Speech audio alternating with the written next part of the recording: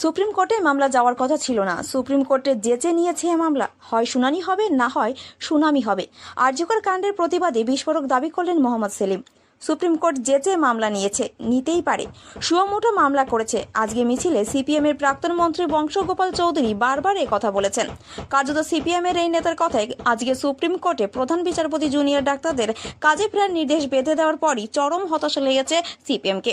দেশের সর্বোচ্চ বিচারালয় কি করবে আর সেখানে মামলা গেলে সিপিএম এর গাত্রদাহ কেন, সেটা অবশ্য পরিষ্কার নয়। তবে সুপ্রিম কোর্ট আরজিকর মামলা নিজে হাতে নেওয়ায় কার্যত সেখানে সিপিএম রাজনৈতিক ফায়দা তুলতে সক্ষম হবে না বলেই মত রাজনৈতিক মহলের।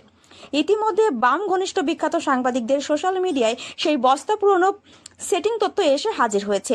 আজকের দুর্গাপুরে সিপিএম এর প্রাক্তন মন্ত্রী বংশগোপাল চৌধুরী সেলিমের কথা উল্লেখ করে কার্যত হুঁশিয়ারি দিয়ে বলেছেন, সুপ্রিম কোর্টে মামলা যায় না। মোহাম্মদ সেলিম বলেছেন, সুপ্রিম কোর্টে হয় শুনানি হবে না হয় সুনামি হবে। এরপরই উদ্ভটভাবে সুপ্রিম কোর্টের রাজ্য সরকারের আইনজীবী দেওয়ার সার উদ্ভট যুক্তি তুলে কটাক্ষ করে আসানসোলের নেতা বলেন, রাজ্য সরকার কোটি কোটি টাকা খরচ করে আইনজীবী দিয়েছে।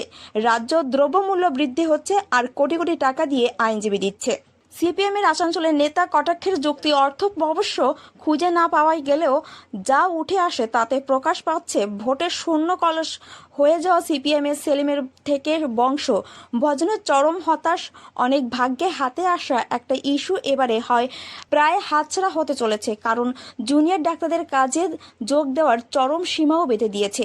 বানতলা বিজন সেতু ধানতলায় ইতিহাস বহন করা সিপিএম নেতার এই মুহূর্তে হতাশ, তাই বারবার এ মামলা সুপ্রিম কোর্টে যায় না বলে হতাশার প্রকাশ করেছে তাদের বক্তব্যের মাধ্যমে।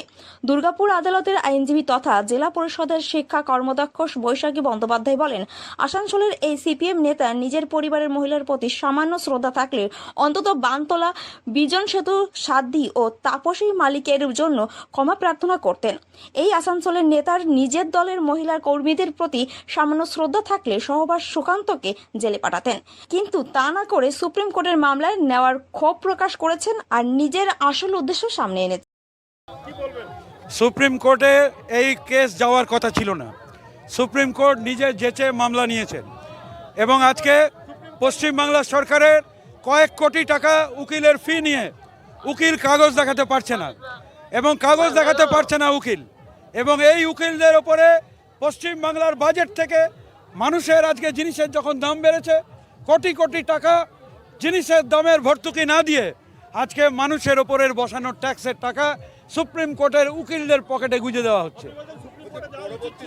সুপ্রিম কোর্ট কেসটা যেচে নিয়েছে, নিতেই পারে।